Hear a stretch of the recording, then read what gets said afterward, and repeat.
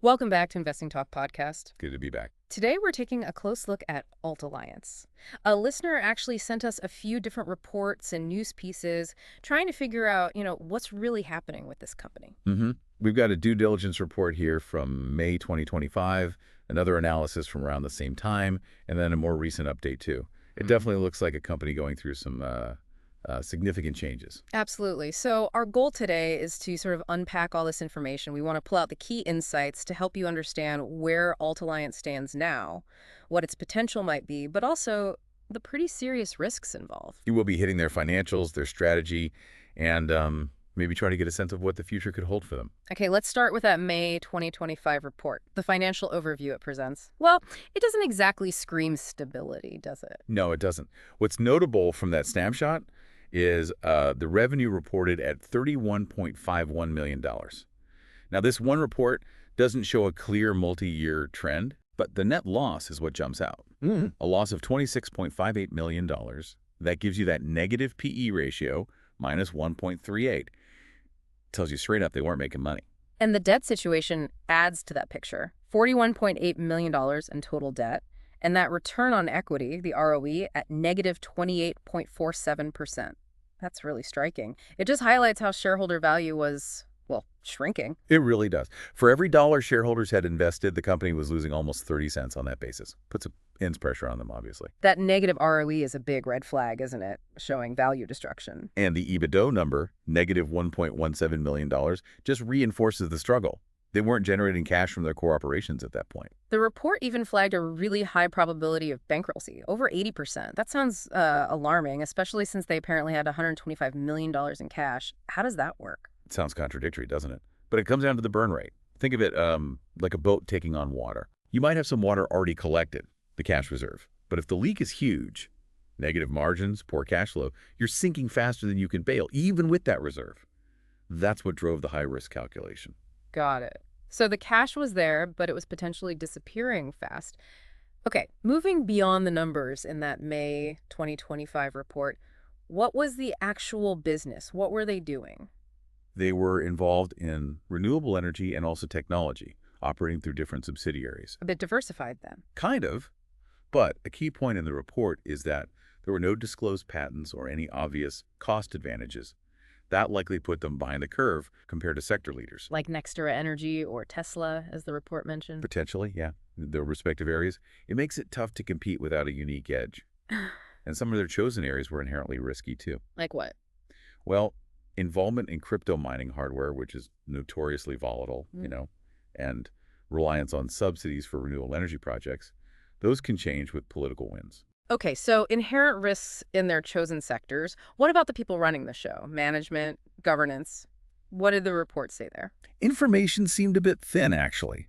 The report noted limited public data on the leadership's track record. And maybe more telling, insider ownership was low, just 2.81%. That sometimes raises questions about alignment, Are management's interests truly aligned with shareholders? That's often a concern for investors, that low ownership. And how is the market valuing them back then? The valuation metric? Not great, based on this report. The price-to-book ratio was way down at 0.45 times.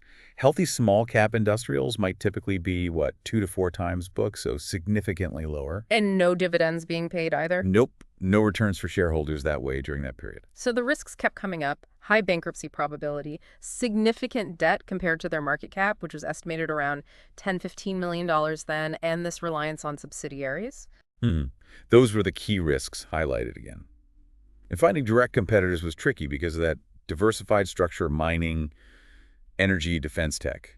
It was a mix. So not easy to benchmark. Right. The report used Enphase Energy as an illustration. And compared to them, Ault showed significant underperformance on revenue growth and profit margins. Okay, so that's the picture from May 2025, challenging financials, some strategic question marks. But another analysis from around the same time suggested they were trying to change course. They were. There was a clear focus emerging on acquiring what they saw as undervalued businesses and, importantly, investing in disruptive tech. specifically AI data centers and Bitcoin operations. Ah, jumping on those trends. Seems like it. And the planned rebranding to hyperscale data, set for September 2024, really signaled that shift, a narrower focus on high-growth tech. Was there restructuring involved too? That often shakes things up. Yes, there was a strategic split into two entities in Q2 2024. That kind of move can definitely create some market uncertainty, at least temporarily. And something about Sing Machine Company. Correct. They deconsolidated it, meaning its financials were no longer rolled up into Ault Alliance's main results. That would naturally lower the reported group sales figures. Just something to keep in mind when comparing numbers over time. Right, makes sense. So with these changes happening, how did their performance look in the first half of 2024, according to that analysis? Revenue for those 6 months ending June 30, 2024 was about $76 million. If you annualize that, it's roughly $152 million. Which sounds decent, but But it was below their own earlier guidance for fiscal 23, which had been over $200 million. So a miss against their own target. That's a key point. okay, a revenue miss. But was there anything positive on the financial front? Any signs of improvement? There were some. They reported a $17 million reduction in G&A expenses, general and administrative costs. And interest expenses dropped by 59% year over year. That's quite a drop in interest costs. Suggests maybe they were tackling the debt. It implies improved leverage, potentially lower debt levels, yes. But the analysis also noted that specific debt figures weren't disclosed right then. That lack of transparency can be a bit of a red flag for investors. You want to see those numbers clearly. So if we weigh things up based on that 2025 analysis, strengths versus red flags. On the plus side, you had the focused pivot to AI and Bitcoin infrastructure via hyperscale data. You had the aggressive cost-cutting we just mentioned, and there was a plan for a potentially shareholder-friendly spin-off, the ACG dividend. And the downsides. The big ones were missing those revenue targets, the limited transparency on debt, and just, a history of complex corporate actions that can make investors wary. How is the market reacting, and where did they fit competitively during this phase? Well, the analysis suggested recent news was more about the rebranding than deep financial dives. And interestingly, no analyst ratings were found. No Wall Street coverage. Apparently not, or at least none found by this analysis. Suggests it was flying under the radar a bit. Compared to bigger, diversified tech holding companies, ART was much smaller revenue-wise and taking a different path, trying to integrate vertically in AI Bitcoin rather than just holding diverse assets. Looking ahead from that point in 2025, what were the potential upsides, the catalysts, and the major hurdles? Potential catalysts included the hyperscale rebranding, maybe attracting new tech investors, and that ACG spinoff dividend could have been a positive trigger too. And the risks? Execution risk was probably the biggest. Could they actually deliver on this transition into AI infrastructure? And would the market buy into another restructuring story given their history? Market skepticism was a real factor. Okay, that brings us closer to the present. The most recent update we have, also from May 2025, has a few more pieces. What were the key events there? A couple of things. First, the final distribution of something called TOG securities. They were valued really low, about 0.019 cents per common share. Cents per share, so not much value there. Not much individually, no.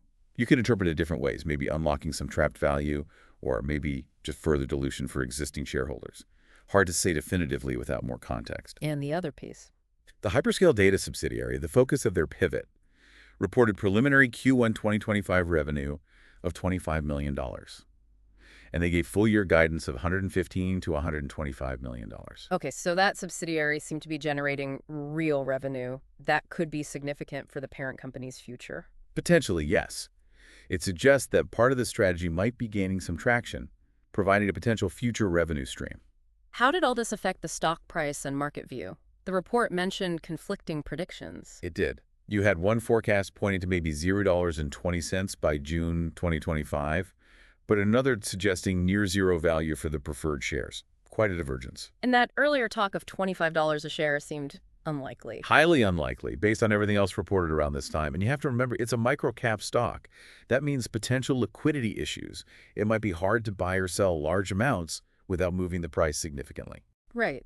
And considering their sectors, energy and tech, what were the broader industry factors impacting them? They're operating in areas that can work together, energy powering tech, but both are volatile, right?